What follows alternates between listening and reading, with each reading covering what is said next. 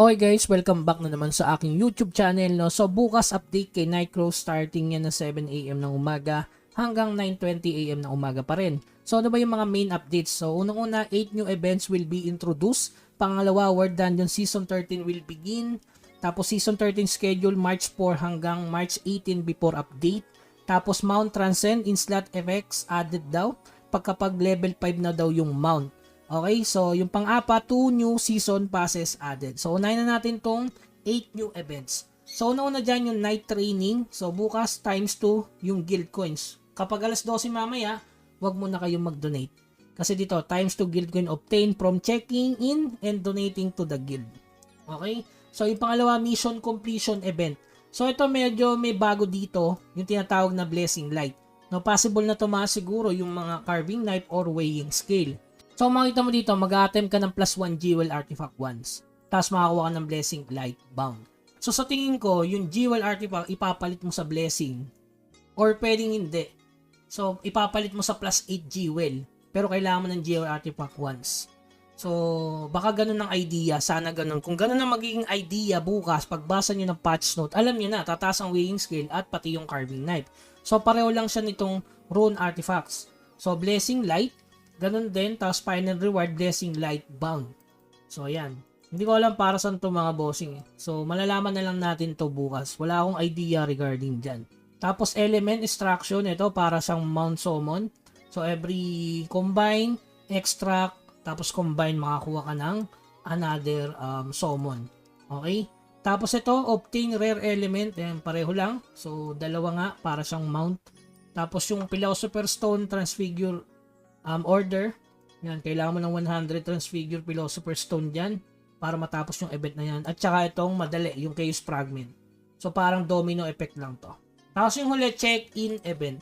So sa check-in event, ang pinakamaganda mo yun, tas makakuha ka rin ng blessing light.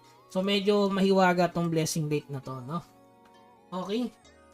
Tapos regarding nga pala sa new class, March 11 na to guys, no? Sa mga marami nag-aasa sa akin, sa March 11 to guys, regarding sa rapier.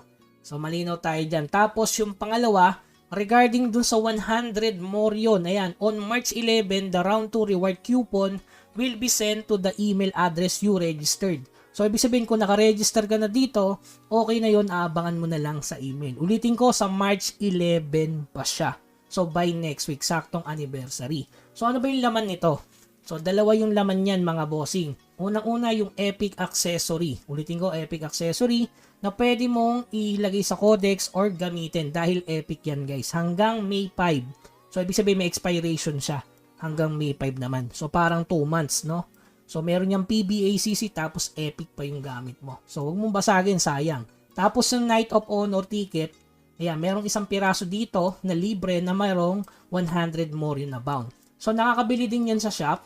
Kaso may bayad yun, pihado. Sana wala, no? Para 200 more yun. Possible yun. Pero dito tayo sa libre na galing sa Knight Honor, galing sa mail.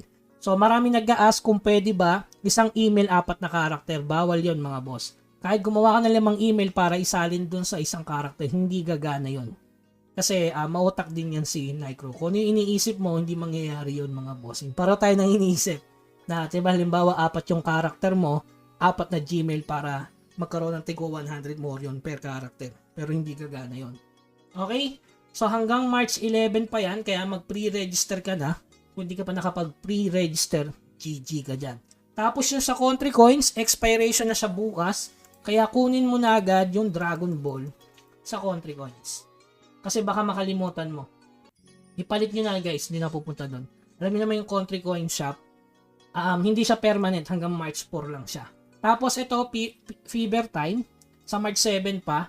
Pero ang problema, sa Kill the Bat of Chaos, tsaka dito sa Volcanic Field.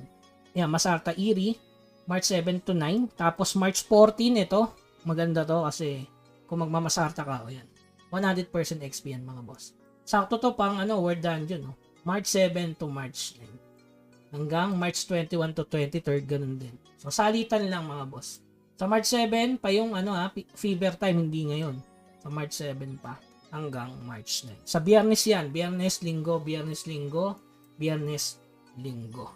Okay, so yun lamang guys. Keep grinding. Huwag kalimutang mag-subscribe sa ating channel para sa iba pang update regarding nga pa pala dun sa sa pre-class change, guys, wala pa nun. Hindi ko alam kung mangyayari yun sa global, pero sa core, ulitin ko lang guys, nag-anniversary sila, pero nilabas yun ng 5 months after.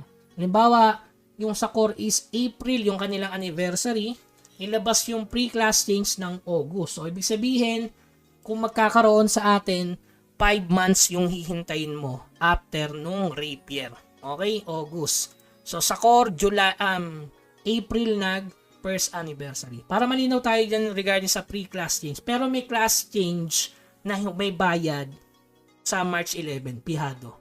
Kasi para makapag-rapier ka. Okay? So, yun lamang guys. Keep grinding. Huwag kalimutan mag-subscribe sa ating channel. Hanggang sa muli. Paalam.